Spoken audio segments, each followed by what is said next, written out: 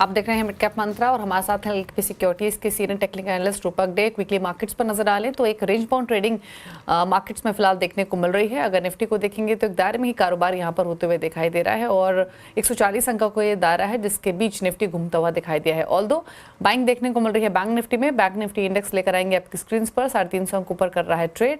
Bank Nifty हालांकि हरे निशान में एक डिसाइसिव मोमेंटम यहाँ पर एक सस्टेनेबल मोमेंटम देखने को मिल रहा है। 51,548 के मौजूदा लेवल्स देखने को मिल रहे हैं। लेकर आते हैं मिड कैप्स और स्मॉल कैप्स। यहाँ पर थोड़ा सा मूड हल्का ही है। 100 अंक नीचे Nifty mid cap index trade कर रहा है लाल निशान में कारोबार करते हुए। सिमिलरली स्मॉल कैप इंडेक्स में भी फ्लैटिश टोन पर ही ट्रेडिंग होते हुए दिखाई दे रही है। एडवांस डिक्लाइन रेशियो लेकर आते हैं एनएससी स्टैट्स ताकि समझ में आ सके कि मार्केट की ब्रेथ कैसी है। ऑल्दो ब्रॉडर मार्केट्स में क्योंकि दबाव है इसीलिए गिरने वाले स्टॉक्स की संख्या ज्यादा दिखाई दे रही है। 1482 स्टॉक्स है जो कि दबाव के साथ कर रहे हैं ट्रेड। वहीं 950 स्टॉक्स है जो कि हरे निशान में कर रहे हैं ट्रेडिंग आज के में। एक बार लेकर आते हैं निफ्टी कॉन्स्टिट्यूएंट्स आपकी स्क्रीन पर। सपोर्ट मिल रहा है एचडीएफसी बैंक से 39 पॉइंट्स का। UltraTech cement, MNM, Axis bank भी थोड़ा सपोर्ट लैंड कर रहे हैं लेकिन नीचे ड्रैग कर रहा है एचयूएल। खराब नंबर्स के बाद 35 अंक नीचे ट्रेड करते हुए। 35 अंकों का नेगेटिव कंट्रीब्यूशन एचयूएल लैंड करते हुए। हिंडाल्को, एलएनटी, मारुति सुजुकी की तरफ से भी नेगेटिव कंट्रीब्यूशन ही है आज के सेशन में। In fact FMCG Nifty FMCG index अगर आप देखेंगे तो यहाँ पर बिकवाली देखने को मिली है। एचयूएल के बाद कोलगेट के नंबर्स भी खराब आए हैं और इसीलिए एफएमसीजी पैक में दिग्गज हो या मिड कैप स्टॉक्स हो सभी में गिरावट आज के कारोबार में देखने को मिल रही है। रूपक से बात करते हैं इंडेक्स पर क्या राय है उनकी। रूपक, निफ्टी के मुकाबले बैंक निफ्टी ज्यादा इंटरेस्टिंग लग रहा है। आप अगर कहीं बेट करना चाहेंगे तो क्या सजेशन रहेगा दोनों में से किसी भी इंडेक्स पर? जी, दोनों में से अभी बैंक निफ्टी ज्यादा स्ट्रेंथ दिखा रहा है, निफ्टी में वीकनेस है। बट मुझे लग रहा था कि एक बार रिकवरी में 24,700 आ सकता है वेरी शॉर्ट टर्म में। शॉर्ट टर्म मेरा व्यू नेगेटिव ही है, बट वेरी शॉर्ट टर्म 1-2 दिन के लिए एक रिकवरी देना चाहिए था भारी करेक्शन के बाद। तो ये हो सकता है 450 के 24,450 के ऊपर निफ्टी आए तो मैं निफ्टी में बेट लूंगा। बट तब अभी फिलहाल मेरा निफ्टी का कोई क्लियर व्यू नहीं है। 450 के ऊपर निफ्टी में लॉन्ग में जाना चाहूंगा फॉर ए टारगेट ऑफ 24,700। और मेरा पूरा अभी शॉर्ट टर्म के लिए स्टॉप लॉस रहेगा 24,350। 24,350 में मेरा सारे लॉन्ग पोजीशन कम करना चालू करूंगा क्योंकि उसके नीचे मुझे सिग्निफिकेंट करेक्शन दिख रहा है। पर फिलहाल इंट्राडे के लिए बैंक निफ्टी में लॉन्ग जाना चाहूंगा 52,000 के लिए और मेरा स्टॉप लॉस रहेगा 51,350। तो तेजी करने की सलाह है निफ्टी बैंक में और निफ्टी पर 24,350 का लेवल क्लोजली वॉच करेंगे। वो ब्रीच होगा तो तेजी की पोजीशन से निकलने का ही सजेशन है। अच्छा, स्टॉक स्पेसिफिक स्ट्रैटेजीज रूपक आपकी तरफ से क्या रहेंगी? अभी फिलहाल मेरे रडार में रहेगा कोरोमंडल। स्टॉक ने एक रिसेंट कंसोलिडेशन का ब्रेकआउट दिया डेली चार्ट में और इनफैक्ट स्टॉक बहुत ही एक स्ट्रेंथ के साथ ट्रेड कर रहा है। 20 डेज मूविंग एवरेज के ऊपर सस्टेन कर रहे हैं कंफर्टेबली। तो मुझे लगता है शॉर्ट टर्म में 1770, 1820 तक जा सकता है। नीचे स्टॉप लॉस मेंटेन करना होगा 1590 पे। दूसरी स्टॉक रहेगी मेरा जिंदाल स्टील। ये stock after significant correction 200 days moving average के पास आ गया। सिग्निफिकेंट सपोर्ट मिल रहा है स्टॉक को। मुझे लगता है एक बार रिकवरी दे सकता है टुवर्ड्स 980 वेरी शॉर्ट टर्म में और नीचे सपोर्ट हो जाएगा 904 का। ओके, चलिए तो ये रहे ट्रेड्स रूपक की तरफ से। जीएसपीएल 2% ऊपर 934 के लेवल्स पर। लेकिन अब सीधे चलते हैं एनएससी जहां हमारे मैनेजिंग एडिटर अनुज सिंघल के साथ बाजार के 3 सबसे बड़े महारथी मौजूद हैं।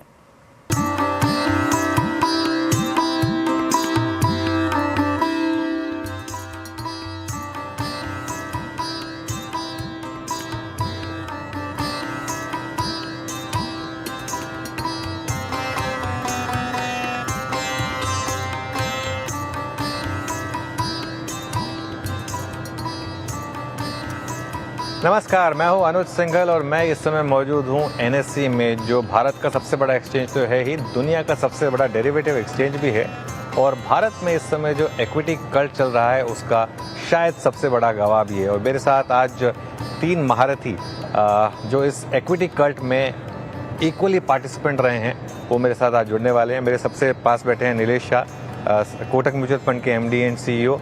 नवनीत मुनोद साथ में बैठे हैं, एचडीएफसी म्यूचुअल फंड के एमडी एंड सीईओ। और एस नरेन आईसीआईसीआई प्रू के ईडीओ सीआईओ, वो भी मेरे साथ मौजूद हैं। अच्छा देखिए, जो हमारी ड्रेस है ये हमने चुनी नहीं थी, ये बाय डिफॉल्ट बाय चांस मैंने आज आके नोट किया।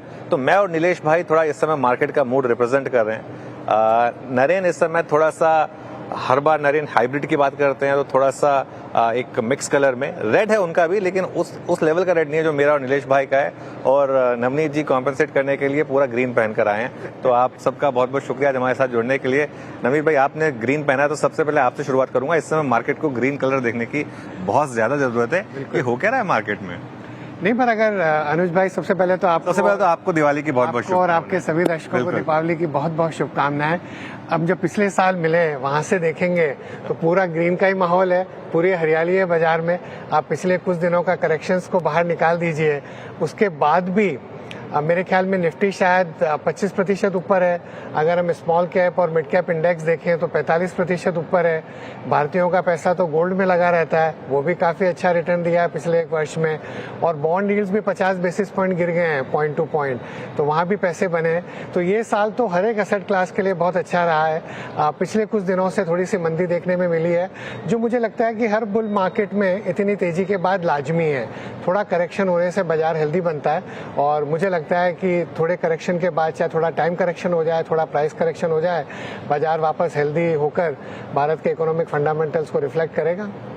बिल्कुल। नीलेश भाई, हैप्पी दिवाली आपको मेरी तरफ से और हमारे पूरे चैनल की तरफ से। मार्केट के लिए एक पिछला समझ काफी अच्छा रहा। वो रिसेंसी बायस में हम सिर्फ शायद पिछले 15 दिन का मूव देखकर थोड़ा सा डर गए हों, लेकिन क्या इस 15 दिन में जो मूव आया इसमें कहीं ना कहीं कोई लेसन छुपा है? सो फर्स्ट ऑफ ऑल अनुज भाई, CNBC आवाज के सभी परिवारजनों को दिवाली की हार्दिक शुभकामनाएं। हम लोग तकरीबन 6-7 महीने से कह रहे थे कि सोच समझ के निवेश करिए, जहाँ पे वैल्यूएशन महंगा है, फ्लोटिंग स्टॉक कम होने की वजह से जहाँ पे वैल्यूएशन आसमान को छू रहा है, वहाँ पे सावधानी बरतिए। अब वो चीज़ें करेक्ट हो रही है, तो मैसेज वही एकदम सिंपल है, क्वालिटी में निवेश करिए, मोमेंटम में नहीं। वैल्यूएशन पे ध्यान दीजिए, प्राइस के ऊपर नहीं। एंड लंबी अवधि के लिए निवेश करिए, और इस करेक्शन को एक अपॉर्चुनिटी मानिए अपना इक्विटी एलोकेशन बढ़ाने के लिए। ओके।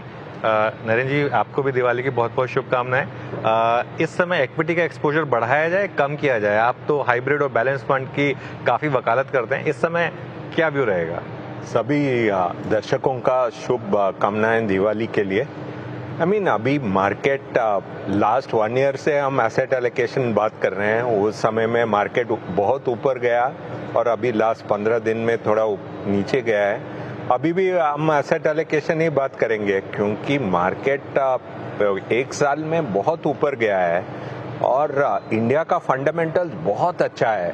इससे बेटर कंट्री या फिस्कल डेफिसिट या ग्रोथ या इन्फ्लेशन बहुत डेवलप मार्केट से भी अच्छा है। लेकिन क्या हुआ है कि वैल्यूएशन उससे भी बढ़ गया, और सेंटिमेंट में क्या हो गया कि कोई भी IPO आया, कोई भी मार्केट आया, इन्वेस्टर्स का इंटरेस्ट बहुत बढ़ गया। उसके कारण एक करेक्शन अच्छा है एक्चुअली, और ये करेक्शन का रहेगा भी थोड़ा अच्छा होगा, क्योंकि इन्वेस्टर्स का सेंटिमेंट बहुत ऊपर गया है।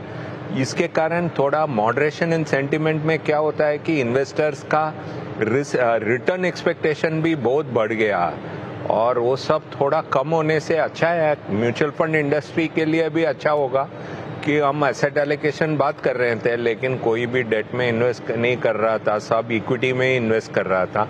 और 2-3 महीने ऐसा रहेंगे तो सब इन्वेस्टर्स एसेट एलोकेशन करेंगे। मार्केट का फंडामेंटल्स में प्रॉब्लम कुछ नहीं है, वैल्यूएशन और सेंटिमेंट में ही प्रॉब्लम है। 2-3 महीने मार्केट ऐसा रहेगा तो मैं तो सोच रहा हूँ मेरी नौकरी रहेगी या नहीं रहेगी। मैं तो ये सोच रहा हूँ 2-3 महीने अगर मार्केट ऐसा रहेगा तो बहुत तकलीफ हो जाएगी और बहुत पेन है इस समय। नीलेश भाई, ये अर्निंग सीजन एक्सपेक्टेड था कि खराब होगा या फिर थोड़ा वीक होगा, लेकिन आपने सोचा था इस तरीके के अर्निंग्स रिएक्शन आएंगे? मतलब बजाज ऑटो 12% गिर जाएगा, हिंदुस्तान यूनिलीवर 8% गिर जाएगा। क्या ये ओवर रिएक्शन है मार्केट का, या कुछ और मार्केट कहने की कोशिश कर रहा है? सो एक अनुज भाई, इस वक्त जितने भी नतीजे आए हैं वो जनरली बिलो एक्सपेक्टेशन आए हैं। कुछ डेटा जो है अगस्त और सितंबर महीना का, जैसे ऑटो सेल्स में इन्वेंट्री बढ़ गई, डिस्काउंट बढ़ गए, petrol diesel sales negative grow हुआ, GST revenue growth nominal GDP की ग्रोथ से कम है, सीमेंट वॉल्यूम कम है, तो सितंबर के रिजल्ट्स में शायद मार्केट ने इन चीज़ों को उतना डिस्काउंट नहीं किया था जितना करना चाहिए। अब ये बारिश की वजह से है, श्राद्ध पीरियड की वजह से है, या सरकार ने पहले 4 महीने में उतनी तेजी से खर्चा नहीं किया इलेक्शन की वजह से, ये सारी चीज़ों की वजह से है।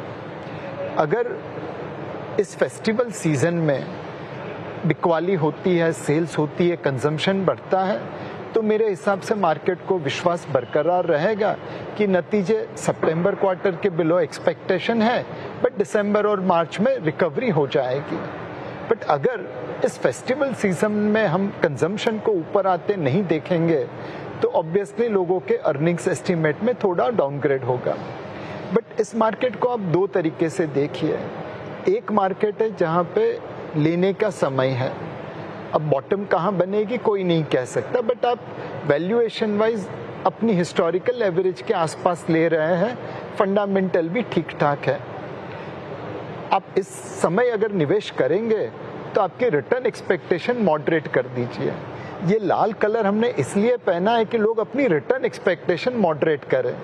और दूसरी एक मेरी पारुल से बैग थी, लास्ट टाइम मैं ग्रीन कलर का कुर्ता पहन के आया था तो बोला देखो मार्केट चल गई। मैं वो अंधश्रद्धा दूर करना चाहता हूं कि लाल कलर के कुर्ते के बावजूद भी मार्केट चलेगा, बट आपको आपकी रिटर्न एक्सपेक्टेशन मॉडरेट करनी पड़ेगी। और एक मार्केट आज भी अनुज भाई ऐसा है जहां पे करेक्शन के बावजूद लगता है कि अभी भी वैल्यूएशन ऊपर है, वहां पे करेक्शन और आ सकता है। वो जो छोटे स्टॉक्स है सारे के सारे। नहीं बिल्कुल, खैर देखिए हमारे कलर के हिसाब से अगर मार्केट चले तब तो हमारे जो टेलर्स हैं वो दुनिया के सबसे रिच आदमी बन जाएंगे। लेकिन नवनीत जी, इसी पॉइंट को थोड़ा आगे बढ़ा के डिस्क्रिशनरी या नॉन डिस्क्रिशनरी दोनों कंजम्पशन नंबर्स खराब और आउटलुक भी थोड़ा खराब दिख रहा है, ऐसे में ईपीएस डाउनग्रेड अपनी तरफ, क्या वैल्यूएशन भी मार्केट थोड़ा सा रीसेट कर रहा है? जो आज लीवर में रिएक्शन आया, क्या वो उसका थोड़ा सा एक वार्निंग साइन है? आई थिंक थोड़ा सा रीसेट हो रहा है। हम पिछले कुछ क्वार्टर से देखें, बाजार एक ऐसा था कि चाहे अच्छे समाचार आए चाहे बुरे समाचार आए, बाजार को ऊपर जाना है। कंपनियों के नतीजे भी चाहे अच्छे आए या बुरे आए, कोई न्यूज़ अच्छी आए या बुरी आए, प्राइस तो ऊपर ही जाना है। वैसा बंद हो गया है। बाजार में एक डिस्क्रिमिनेशन आ गया है। अगर अच्छे कोई समाचार हैं तो बाजार ऊपर जा रहा है, कंपनी के नतीजे अगर एक्सपेक्टेशन से ज़्यादा अच्छे हैं तो स्टॉक ऊपर भी जा रहा है। आपने एक ही सेक्टर में देखा है, एक स्टॉक के नतीजे अच्छे नहीं थे, वो उसका प्राइस नीचे गया, एक के नतीजे अच्छे थे, उनका प्राइस ऊपर गया। तो बाजार में मुझे लगता है कि एक सैनिटी आ रही है बाजार में, एक जिसको कहें कि एक समझदारी के हिसाब से फंडामेंटल्स में और प्राइस के बीच में जब बड़ा गैप बन रहा था वो गैप धीरे धीरे कम हो रहा है। और मुझे लगता है कि एक सुदृढ़ बाजार के लिए एक लंबे समय के बुल मार्केट में इस तरह का करेक्शन होना लाजमी है। 2003 से 2008 के बीच में जब सेंसेक्स 3000 से 21,000 गया, 7 गुना हो गया था प्राइस 5 साल में और करीब 5-1 साल में, पर उसमें भी 10% के कितने सारे करेक्शंस थे। अभी आपने थोड़े समय पहले बोला अनुज की 2-3 महीने चल गया तो क्या होगा, लेकिन जब इतनी बड़ी तेजी हुई है, हम कोविड के पहले 12,000 के निफ्टी पे पीक था, वहां से हम 7700 पे आ गए और वहां से हम करीब आज 3 गुने से ज्यादा हो गए हैं 4 साल में।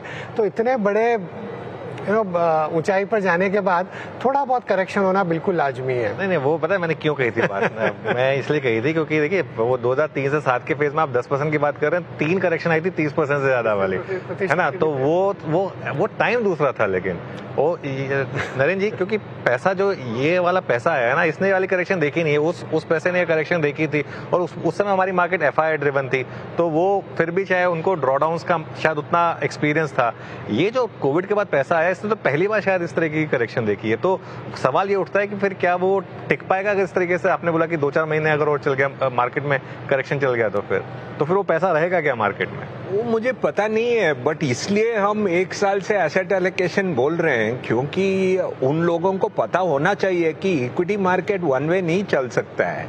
एक ही वन वे चलेगा तो फंड मैनेजर का जरूरत नहीं है और बाकी एसेट क्लासेस का भी जरूरत नहीं है। और हमारा व्यू है कि एक करेक्शन बिना मार्केट ऐसा चलना अच्छा भी नहीं है, क्योंकि क्या होता है कि आईपीओ मार्केट और एसएमई आईपीओ में आपको पता है 2-3 लोग का कंपनी भी पैसा रेस किया ऐसा, और आईपीओ मार्केट में भी एक्सेसेस होता है, जो कंपनी पैसा नहीं रेज करना चाहिए उनको भी पैसा मिल जाता है, उसके बाद वो पैसा बर्बाद हो जाएगा।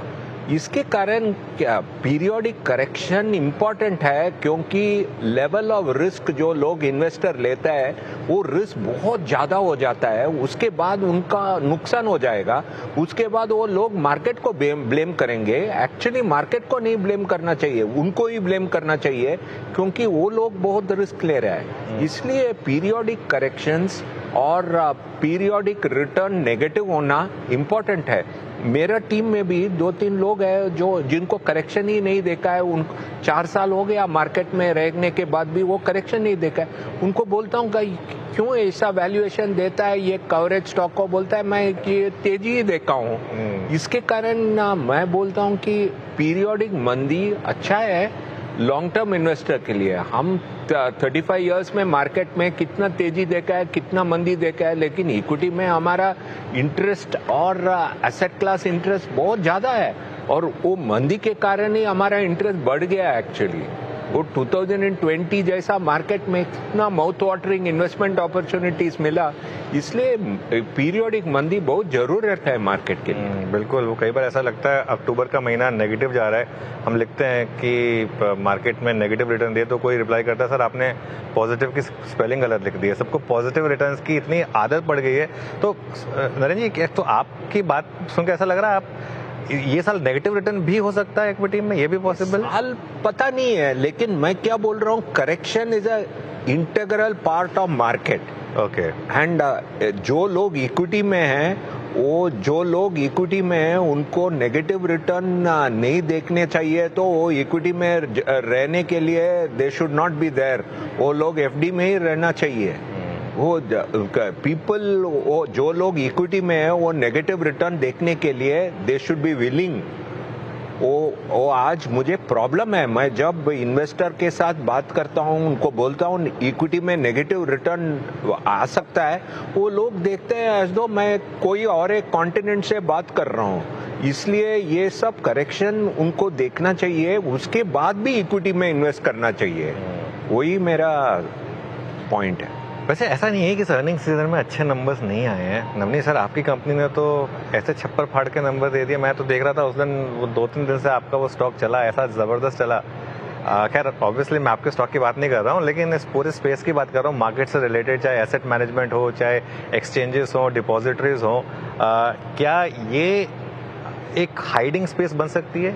यहाँ भी रन काफ़ी बड़ा हो चुका है, लेकिन यहाँ पर जो मुझे फीडबैक मिल रहा है कि शायद अगले 5-6 साल की विजिबिलिटी है। आपका इस पर क्या व्यू होगा? मैं शेयर प्राइस के बारे में तो बात नहीं कर सकता, लेकिन मुझे लगता है कि एक स्ट्रक्चरल ट्रेंड है।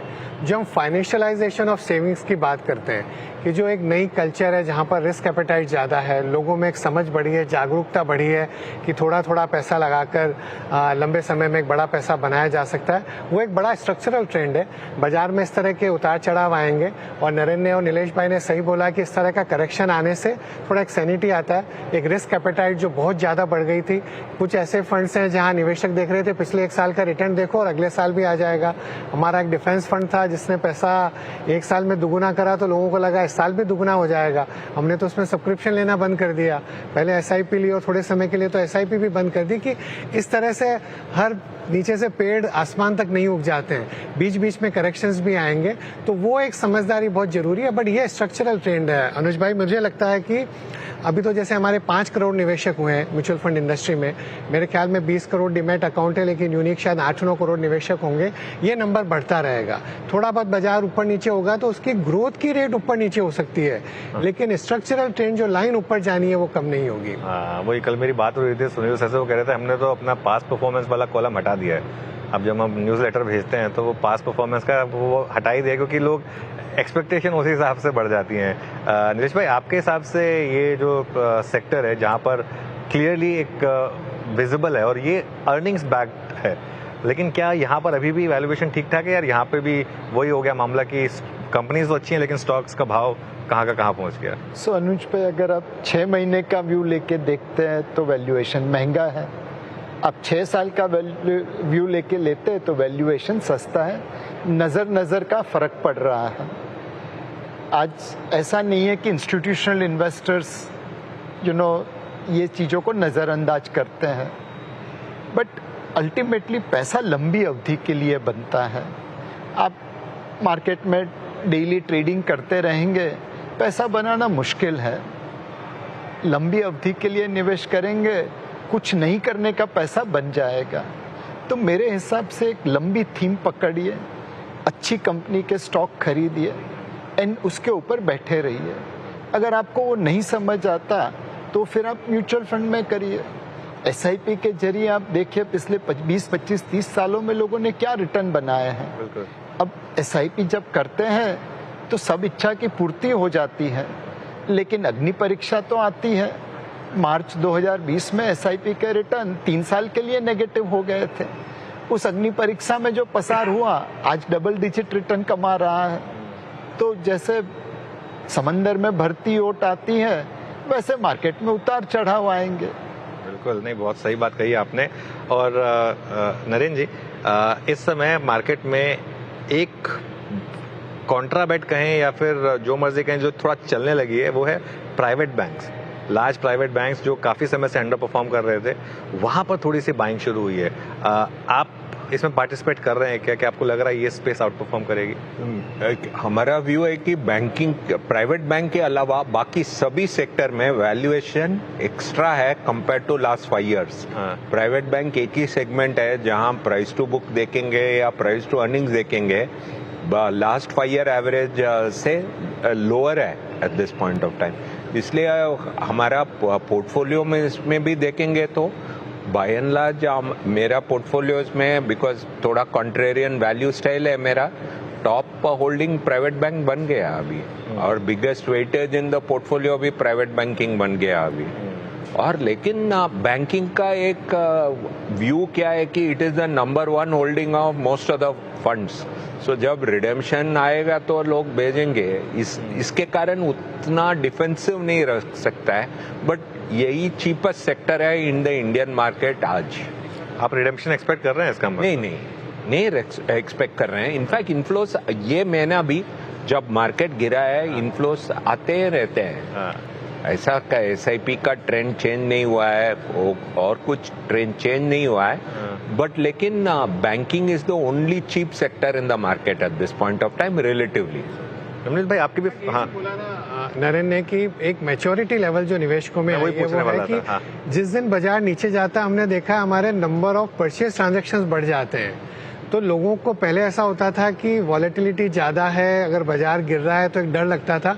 अभी ऐसा लगता है कि ये मौका है निवेश करने के लिए। अगर लंबे समय के लिए निवेश करना है तो अगर बाजार नीचे जाता है तो एक अच्छा मौका है, घबराना नहीं है उससे। वो हमने देखा था इलेक्शन वर्डिक्ट के अगले दिन भी, जब 21,000 करोड़ की रिटेल ने बाइंग की थी। लेकिन नवीन भाई, उसमें तकलीफ क्या है ना, अब तक उन हर करेक्शन पे वो बाय कर रहे हैं, पैसा बन रहा है। अगर ये वाली करेक्शन लंबी चल गई तो वो बना रहेगा या नहीं बना रहेगा, वो तो खैर टाइम ही बताएगा। उनको हमारा 30 साल के फंड्स के ट्रैक रिकॉर्ड दिखाते हैं कि इतने उतार चढ़ाव देखे, अभी तो कुछ हुए नहीं है। उसके बावजूद भी कुछ फंड्स की NAV 2-2 हजार रुपए हो गई है। 10 रुपए से फंड स्टार्ट हुए थे। अगर उतना पैसा बन सकता है 25-30 साल में, ऑफकोर्स वो एक अलग समय था, इन्फ्लेशन ज्यादा होता था, इंटरेस्ट रेट ज्यादा होती थी, वैसा 200 गुना इस समय में संभव हो या नहीं हो। लेकिन एक दिखाता है कि अगर आप एक नियमितता से निवेश करें, एक अनुशासित रूप में निवेश करें, तो बड़ा पैसा बनाया जा सकता है। हाँ, बट प्रॉब्लम क्या है ना, वो जब करेक्शन आती है तो अच्छे से अच्छा इन्वेस्टर भी एक बार के लिए तो घबरा जाता है। निलेश भाई? नहीं अनुज भाई, आई थिंक हमारी मार्केट में इस वक्त जो लोगों ने काम किया है उसमें बहुत सारे लोगों को ये समझ आ गई है कि इक्विटी मार्केट में उतार चढ़ाव आते रहेंगे। 5 करोड़ निवेशक है म्यूचुअल फंड में, कोविड के पहले 2-2.5 करोड़ थे, बट उन्होंने उतार चढ़ाव देखे हैं। 3 लाख से ज्यादा म्यूचुअल फंड डिस्ट्रीब्यूटर है जो लोगों को समझा रहे हैं। कोविड के समय में जब लोगों ने निवेश किया FPI की सेलिंग के सामने, रशिया यूक्रेन के समय लोगों ने निवेश किया FPI की सेलिंग के सामने, तो मेरा विश्वास है कि लोग सोच समझ के निवेश कर रहे हैं। और दूसरी चीज अनुज भाई, आप जैसे एंकर, आपने लोगों को बहुत अच्छी तरह अपने प्लेटफॉर्म से समझाया है कि उतार चढ़ाव आते रहेंगे, अच्छी खरीदारी करनी चाहिए, लंबी अवधि के लिए करनी चाहिए। अब हो सकता है कि कुछ लोग जानने के बाद भी गलत चीज करें, जैसे cigarette smoking is injurious to your health, सबने कहा है, बट कुछ लोग सिगरेट पिएंगे। अब उसके लिए तो हम पूरी जनरलाइजेशन नहीं कर सकते। म्यूचुअल फंड डिस्ट्रीब्यूटर्स, आप जैसे एंकर, हमारे जैसे फंड मैनेजर्स, हम सभी ने सही मैसेज दिया है। पिछले 6 महीने से हम कह रहे थे कि मार्केट में वैल्यूएशन महंगा है, कुछ चीज़ों में ध्यान रखिए, और उसके बावजूद भी वो स्टॉक चल रहे थे, फिर भी हमने एक बार यू टर्न नहीं मारा। तो लोग समझदार हैं, अब कुछ सोच समझ के करेंगे, कुछ नहीं करेंगे। नहीं, वो तो खैर आप बोल रहे 90% एफ ट्रेडर्स पैसा गंवाते हैं, 6 महीने बाद वो 93% हो गया, तो जिसको लूज करना है उसको तो लूज। ट्रेडिंग का भी सेबी की दूसरी रिसर्च रिपोर्ट थी, इंट्राडे ट्रेडर्स भी इतना पैसा गंवाते हैं, फिर भी लोग करते हैं। बट म्यूचुअल फंड सही है, अपनी SIP जारी रखिए और उसे बढ़ाते रहिए। कुछ ना कुछ तो खैर चस्का है वो ट्रेडिंग का। तो अच्छा नीलेश भाई, आपने एक बात कही थी कि ये अब समय है कुछ अच्छे स्टॉक्स लेने का, और वो जो SME या एकदम माइक्रो कैप है वहाँ थोड़ा सा अवॉइड करने का। आप इस समय अपने फंड्स में क्या ऐड कर रहे हैं इस समय? Essentially quality over momentum. अब कोई कहेगा क्वालिटी की डेफिनेशन क्या? भाई अगर तेरे को क्वालिटी क्या है वो मालूम नहीं है तो फिर म्यूचुअल फंड में ही निवेश कर। दूसरी चीज, high floating stock, market discovered prices over concentrated holdings या लो फ्लोटिंग स्टॉक। एंड तीसरा, reasonable valuation over expensive valuation. तो आज banking, IT, pharma, telecom, cement, auto, इस प्रकार के क्षेत्र में आपको अपॉर्चुनिटी मिलेगी। जो क्षेत्र महंगे लगते हैं, capital goods, defence, railway, low floating stock, micro caps, mini caps, वहाँ पे थोड़ी परहेज रखिए। बट मोस्ट इम्पॉर्टेंट चीज अनुज भाई है, आपकी रिटर्न एक्सपेक्टेशन मॉडरेट कर दीजिए। पिछले 5 साल का ब्रॉड मार्केट रिटर्न 21% था, स्मॉल एंड मिड कैप में तो 30-35% रिटर्न आए। वो रिटर्न आने वाले 5 साल में आने की गुंजाइश बहुत कम है। मार्केट में हमेशा नेवर से नेवर, कुछ भी हो सकता है, बट एक रैशनैलिटी यही है कि आपकी रिटर्न एक्सपेक्टेशन बहुत ज़्यादा मॉडरेट कर दीजिए। पिछले 5 साल जैसा रिटर्न आने वाले 5 साल में आने की गुंजाइश बहुत कम है। आप कहाँ बैक कर रहे थे? आजकल कोई भी चीज बहुत जल्दी करेक्ट भी हो जाती है, बहुत जल्दी ऊपर भी जाती है। तो जहां पर वैल्यूएशन ज्यादा थे, हमने देखा है पिछले 15-20 दिन में अनुज, आपने देखा है कि किस तरह जोर से करेक्शन हुआ है। कुछ उसमें से ऐसी चीजें होगी जो बहुत महंगी लग रही थी, अच्छी नहीं लग रही थी, फंडामेंटल्स अच्छे थे, वैल्यूएशंस की वजह से अच्छी नहीं लग रही थी। अगर इस तरह का करेक्शन थोड़े समय और रहा, रिटेल की अनवाइंडिंग हुई, FPI की थोड़ी और सेलिंग हुई, तो काफी क्षेत्रों में कई ऐसे स्टॉक्स होंगे जो हम सिर्फ वैल्यूएशन की वजह से नहीं ले रहे थे, कंपनी के फंडामेंटल्स या सेक्टर के फंडामेंटल्स अच्छे लग रहे थे। बाकी करीब करीब जो नरेन और नीलेश भाई ने बताया, आई थिंक उन सेक्टर्स में कई जगह संभावना है। पर्टिकुलरली प्राइवेट सेक्टर बैंक, जो बहुत वर्षों तक माना जाता था कि इकोनॉमी को प्ले करने के लिए एक प्रॉक्सी है, लेकिन पिछले कुछ वर्षों में अगर उन्होंने अच्छा प्रदर्शन नहीं किया है, अब ऐसा वैल्यूएशन हो गया है कि वहां से मार्जिन ऑफ सेफ्टी उनमें काफी बढ़ गई है। नरेन जी, प्राइवेट बैंक्स के अलावा कुछ और बाय कर रहे हैं आप इस समय, या फिर बस जो है एग्जिस्टिंग उसी को संभाल रहे हैं? उसके अलावा और कोई चीप सेक्टर नहीं है, लेकिन हम क्या कर रहे हैं, स्पेशलिटी केमिकल जैसा सेक्टर बहुत दिन से बैड रिजल्ट्स दे रहा है, वो जैसा सेक्टर देखना है या नहीं देख रहे हैं। वो अदरवाइज बाकी सेक्टर बहुत कुछ चल गया है, उसमें क्या बेचना है, मोर टाइम्स अभी स्पेंड कर रहे हैं किसको बेचना है, क्योंकि आधा सेक्टर पीक वैल्यूएशन में है, इसलिए बहुत टाइम चलते हैं किसको बेचना है और किसको बेचना है, फिर क्या लेना है, उसमें प्रॉब्लम हो जाता है। इसलिए लॉट ऑफ टाइम किसको बेचना है, इसलिए इन्वेस्टर साइड में एक्चुअली रिस्क मैनेजमेंट बहुत इंपॉर्टेंट है, और इसलिए सेबी भी बहुत दिन से अभी बोल रहा है कि डेरिवेटिव सेगमेंट में केयरफुली ट्रेड करो। लास्ट वीक भी अश्विनी भाटिया जी ने एक इंटरव्यू दिया था। तो आई मीन सेबी भी कितना कॉन्वर्जेशन कर रहा है कि डेरिवेटिव सेगमेंट में केयरफुली ट्रेड करो। ये हम भी सभी मीटिंग्स में सबको बताते हैं, क्योंकि I think the bigger risk mutual fund industry में नहीं है, क्योंकि म्यूचुअल फंड इंडस्ट्री, हम तो हाइब्रिड और एसेट एलोकेशन मार्केट करते हैं, वहाँ रिस्क ज़्यादा नहीं है, डायरेक्ट इक्विटी डायरेक्ट डेरिवेटिव्स, ये सब में रिस्क ज़्यादा है। Unlisted stocks, SME IPO exchange, वो सब में ज़्यादा रिस्क है म्यूचुअल फंड से।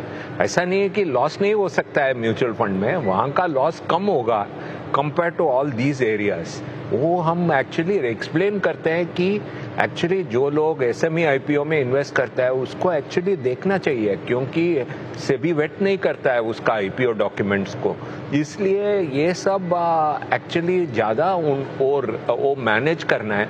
और इन्वेस्टर का रिस्क मैनेजमेंट 2020 में कम हो सकता है क्योंकि सस्ता है वैल्यूएशन। ये मार्केट में उसका रिस्क मैनेजमेंट ज़्यादा होना चाहिए। वो एक्चुअली ये सब हम सभी प्लेटफॉर्म में इन्वेस्टर को एक्सप्लेन करते हैं। खैर अभी सभी ने रिसेंटली एक SME IPO को पहली बार ऐसा हुआ कि लिस्टिंग से पहले रोक दिया कि नहीं, आपने जो बोला था वो सब उस हिसाब से नहीं हुआ। एक आखिरी सवाल आप सबसे पूछूंगा मैं, इस साल नीलेश भाई क्या एक्सपेक्ट करें, इक्विटी से कितने रिटर्न्स मिल जाएं तो अच्छी बात होगी? एक साल के व्यू से इक्विटी में निवेश मत करिए, व्यू तो 3 से 5 साल का रखिए। 3 से 5 साल में। दूसरा, एक चीज याद रखिए कि जब महंगाई ज्यादा है तो नॉमिनल रिटर्न ज्यादा रहेगा, महंगाई कम रहेगी तो नॉमिनल रिटर्न कम हो जाएगा। हाँ। तीसरा, आपके रिटर्न एक्सपेक्टेशन मॉडरेट कर लीजिए। हाँ। पिछला साल ऐसा था जहां घोड़े और गधे दोनों दौड़े और गधों ने घोड़ों को आउट परफॉर्म किया। इस साल घोड़े दौड़ेंगे, गधे नहीं दौड़ेंगे। हाँ। तो सोच समझ के निवेश करिए। गधे गिर भी सकते हैं इस साल, ये पॉसिबल है। हाँ। नरेंद्र भाई, आप क्या एक्सपेक्ट करेंगे इस साल, कितना रिटर्न? एक साल में नहीं चलिए, 3 से 5 साल में इक्विटी से कितना रिटर्न? क्या बोलते हैं, एसेट एलोकेशन करो। और SIP जो लोग कर रहे हैं, आज शुरू कर रहे हैं SIP, वो लोग 10 साल के लिए SIP करना चाहिए। हाँ। 2-3 साल के लिए SIP करने में आज जो लोग शुरू किया है वो 3 साल SIP यूजफुल नहीं रहेगा, 10 साल SIP करना है। 10 साल SIP करने के लिए तैयार नहीं है तो एसेट एलोकेशन करना बेटर है, वही हम बोलते हैं। हम अगला साल भी हम नहीं सोच रहा था कि 30% स्मॉल एंड मिड कैप में रिटर्न आएगा, मुझे नहीं उतना ऊपर जाएगा, मैं नहीं सोच रहा था। इसलिए ये रिटर्न एक्सपेक्टेशन कभी भी ठीक नहीं जाता है। रमेश भाई, लेकिन क्या इक्विटी फिर भी बेस्ट एसेट क्लास रहेगी, क्या फिक्स डिपॉजिट को बीट करेगी? बिल्कुल, आई थिंक फिक्स इनकम में भी ब्याज की दरें अगर पीक पर हैं और RBI ने अपना स्टैंड न्यूट्रल कर दिया है और भारत में अगर ग्रोथ इन्फ्लेशन डायनेमिक्स देखें तो ब्याज की दरें थोड़ी नीचे हो सकती है साल भर के बाद। पर अगर 7% के आसपास अगर ब्याज की दरें हैं और इक्विटी में आपको 10-12% के रिटर्न मिलते हैं तो आपको 4-5% ज्यादा रिटर्न मिल रहा है। और भारत में अगर मॉनेटरी पॉलिसी और गवर्नमेंट दोनों साथ में काम करके अगर 4% का इन्फ्लेशन रखते हैं तो 10-12% तो बहुत अच्छा रिटर्न हो जाता है। 7-8% इन्फ्लेशन के ऊपर रिटर्न हो गया। चलिए, तो कंसेंसस यही है कि अब अपने रिटर्न्स एक्सपेक्टेशन को थोड़ा मॉडरेट करिए, थोड़ा क्वालिटी स्टॉक्स के साथ रहिए। और पिछले 3-4 साल में जो एक वन वे आपने तेजी देखी है, जरूरी नहीं है कि वो कंटिन्यू करें, स्पेशली कुछ छोटे स्टॉक्स में। आप सभी को एक बार फिर से दिवाली की बहुत बहुत शुभकामनाएं और यही उम्मीद करूंगा कि संवत आप सबके लिए बहुत अच्छा रहे। तो इस खास कवरेज में इतना ही। NSE से आप जुड़े रहिए CNBC आवाज के साथ।